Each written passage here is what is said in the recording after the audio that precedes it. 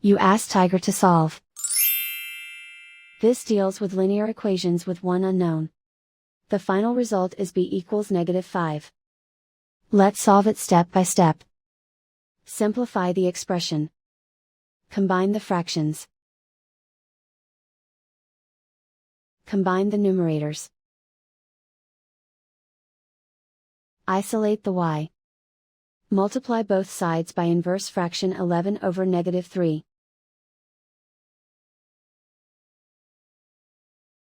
Move the negative sign from the denominator to the numerator. Group like terms. Multiply the coefficients.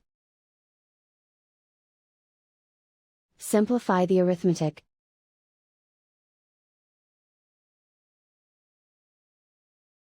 Move the negative sign from the denominator to the numerator. Multiply the fractions. Simplify the arithmetic.